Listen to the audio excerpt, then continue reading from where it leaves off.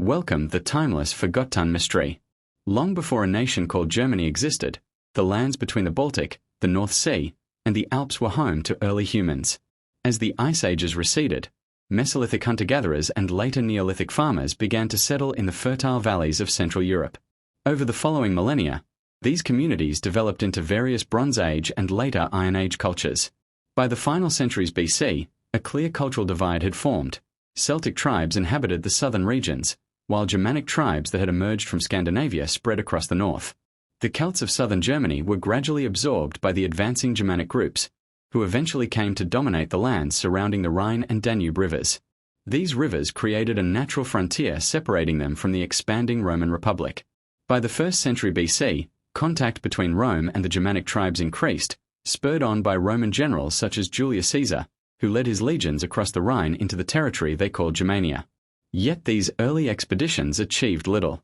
Under Emperor Augustus in the early 1st century AD, Rome intensified its efforts to bring Germania under control, but disaster struck in 9 AD when 3 Roman legions were annihilated in the Battle of Teutoburg Forest. This crushing defeat forced Rome to abandon its ambitions of conquering Germania, fixing its border along the Rhine and Danube and fortifying it with defences known as the Limes Germanicus. Despite the border, some Germanic tribes lived under Roman rule in the south and west, where the Romans established cities like Cologne, Mainz, and Regensburg. Roman influence seeped into Germania through trade and military service, as many Germanic warriors joined Roman auxiliary units. Roman goods, technologies, and even elements of written language reached the tribes.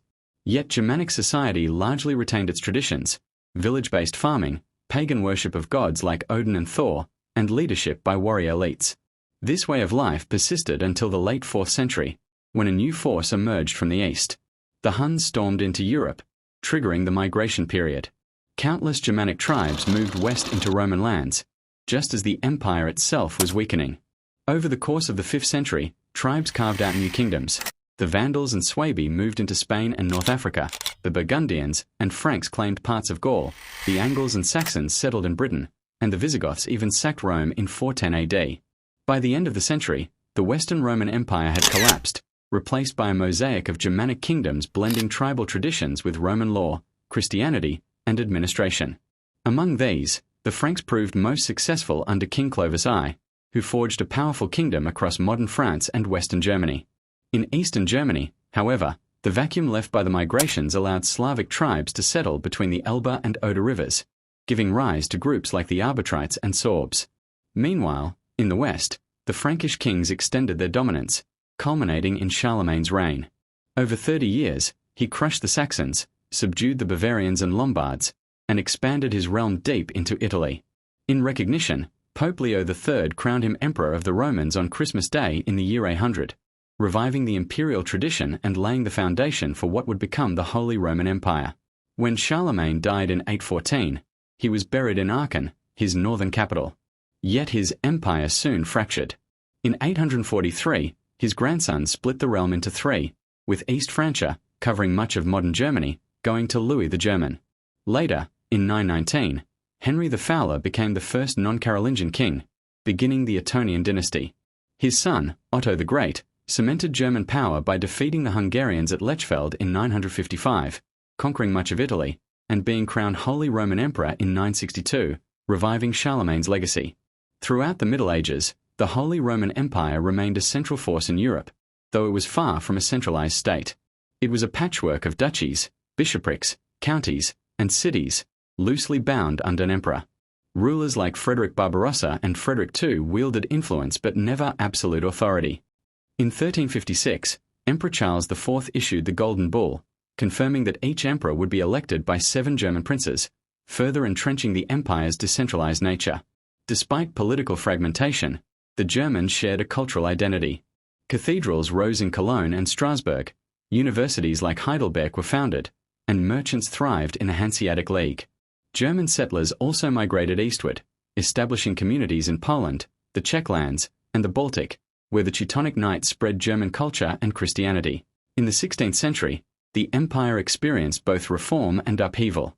Emperor Maximilian I sought to strengthen central authority, but in 1517 Martin Luther ignited the Protestant Reformation by posting his 95 Theses in Wittenberg. With the printing press amplifying his message, Germany fractured along religious lines. Northern and eastern princes embraced Protestantism, while the south and west remained Catholic. The conflict escalated into the 30 Years' War, beginning in 1618. This devastating struggle ravaged Germany, killing millions through war, famine, and disease. By its end in 1648, the Peace of Westphalia left the empire even more fragmented, though two powers, Austria and Prussia, emerged as dominant rivals. Austria, ruled by the Habsburg dynasty, controlled vast territories across Central Europe, while Prussia, under the Hohenzollerns, grew into a formidable military state. Frederick the Great in the 18th century transformed Prussia into a European powerhouse, while German thinkers like Goethe, Schiller, and Kant, along with composers such as Bach and Mozart, shaped the Enlightenment and cultural identity. The French Revolution and Napoleon's rise at the end of the century shook Germany profoundly. Napoleon dissolved the Holy Roman Empire in 1806, replacing it with the Confederation of the Rhine.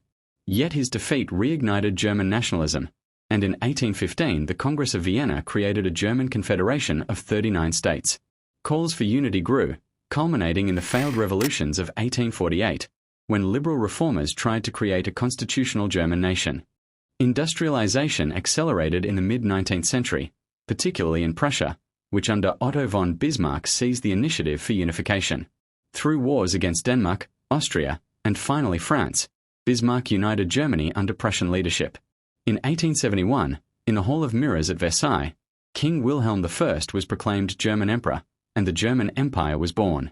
The new empire quickly became an industrial giant and cultural leader, producing innovations in science, philosophy, and the arts. Under Bismarck, Germany pursued cautious diplomacy, but with Kaiser Wilhelm II's rise in 1888, policies turned aggressive and imperialist. His naval buildup and colonial ambitions strained relations with other powers, and by 1914 Germany was at the center of an explosive alliance system. The assassination of Archduke Franz Ferdinand set off World War I. Germany fought ferociously but was ultimately worn down. In 1918, facing defeat, Kaiser Wilhelm II abdicated, and the war ended. The Treaty of Versailles humiliated Germany with territorial losses, reparations, and military restrictions. The Weimar Republic struggled with economic crises, political extremism, and resentment over Versailles, paving the way for Adolf Hitler and the Nazi Party. Hitler rose to power in 1933, establishing a dictatorship built on nationalism, militarism, and virulent antisemitism. Germany rearmed, annexed Austria and parts of Czechoslovakia, and in 1939 invaded Poland, sparking World War II.